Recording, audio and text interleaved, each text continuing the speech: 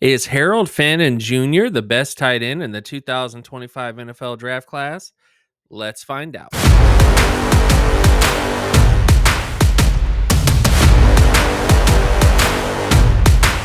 Welcome back to the All Pro Football Data Show. My name is Jim Cobern, and today we're going to be talking about tight end Harold Fannin Jr. So we're going to take a look at all of his data today to kind of see where he stacks up in this particular draft class, as well as decades worth of draft classes, all the way from 1969 to the modern day. So with all this stuff out of the way, let's get to his data. So the first place we need to go to is his offensive receiving and touchdown market share.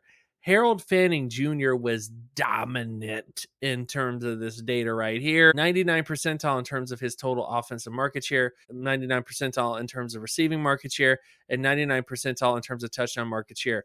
When you just look at him in terms of the big three metrics at the tight end position, he was absolutely dominant in terms of every single metric. And regardless of the fact that he played at a smaller school, he definitely is a really interesting prospect to look at from this perspective. Then, of course, you look at his touchdown percentage and yards per reception. This is where he was a little bit off. His touchdown percentage was 49 percentile, which is within the starter averages, but not necessarily the Pro Bowl, the All-Pro averages.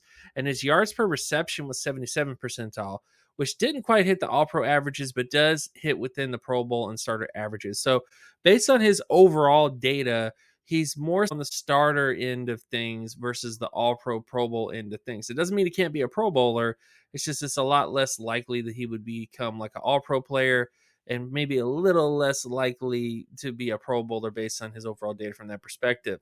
Now, going to his age and competition data, this is one area where he was fantastic. He had a 93 percentile age score, 94 percentile in terms of MSA, and then his pass score was 93 percentile. All those numbers are fantastic for him as well. Projecting him as a Pro Bowl or prodigy tight end, he fits the mold of those types of players with how well he has produced.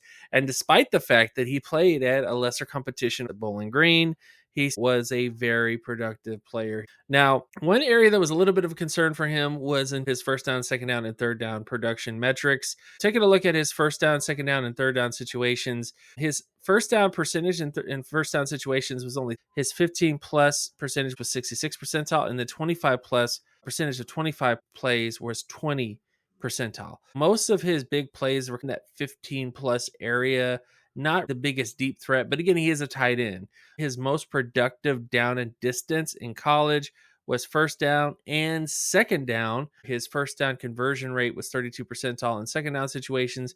His TD percentage was 21, 15 plus and 25 plus plays was 48 percentile, and then 55 percentile in terms of that area there. More big plays in terms of the second down area, and his overall production in second down situations is 82 percentile.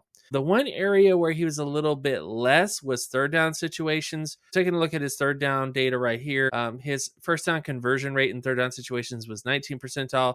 His TD percentage in third down situations was 33 percentile. His 15 plus percentage of 15 plus and 25 plus yard plays in third down situations was 3 percentile and then 20 percentile, particular area there. In his cumulative production in third down situations was only 24 percentile. The biggest production for him was in first and second downs, but he was not a go-to option on third down situations.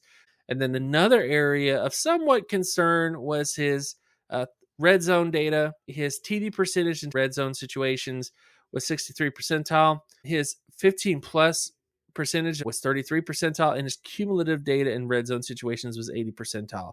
This is an okay number. This is all right, but it's not as prolific as you want. It's not like a Tyler Warren. When you look at the other tight ends in this class, Tyler Warren was in the 90 percentile in his red zone production. Harold Fanning Jr., 80 percentile, not the worst, but is something where he's not exactly a dominant or elite player based on his overall data there. Moving on to a metric comparison for Fannin Jr. This is the closest comparison I could find for him, was John Embry of Colorado at tight end. Harold Fannin Jr. compared to John Embry, very similar data in total offensive market share, receiving market share, and TD market share. All those areas are pretty much in line with John Embry. Harold Fannin Jr. is better than Embry, but they're very similar from that kind of perspective. TD percentage, 50 percentile for Fannin Jr., 32 percentile for John Embry. Fannin Jr. was a much more prolific touchdown maker than Embry Jr., but they are in the same boat, being average to below average for both of them. With decent yards per reception, the average yards per reception was 77 for Fannin Jr. and then 76 for Embry. Age-wise, both of them were 90 percentile tight ends in age. MSA rating was 94 for Fannin Jr. John Embry played tougher competition with a 99 percentile score. The pass score was 93 for Fannin Jr., and then the pass score for Embry was 95. And then the EAV for both of these prospects was in the 99 percentile range for both of them. That is the comparison for him, would be John Embry. Now, does that necessarily mean he's going to become him? No. I think you also have to factor in athleticism traits. We don't know if he was more athletic than John Embry was, and all those other sort of things. And we're in a different era of the NFL. There's a lot of prospects nowadays that, even though they're not like a full-size tight end prospect, they're still producing extremely well at the NFL level. But the bottom line is this: I really like Harold Fannin Jr.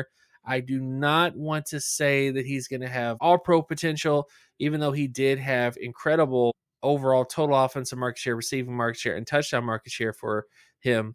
But he does have decent enough production. I think regardless of the fact that he played at Bowling Green, he's still a very ridiculous productive type of player, that all of that stuff kind of goes out the door with him. I think it's kind of grandma scouting at this point. Harold Fannin Jr. is going to be a good tight end. I just don't know how great he's going to be. I can't put the elite status on him because of his red zone production and because of his third down efficiency in college. Should have been a little bit better. He's very good, but I don't think he would be a first round selection. You take him day 2, and I think you're happy with what you get with him. I think you're going to get a long-term starting tight end out of him. I think there's a lot of great things that can happen for him. So, with all that stuff out of the way, thank you guys so much for watching the channel. Of course, my name is Jim Cobern. Check out my Patreon page at patreon.com/jcoburn. Also, check out my Twitter at Geometrics. Like, comment, and subscribe. And I'll see you guys in the next episode. Peace.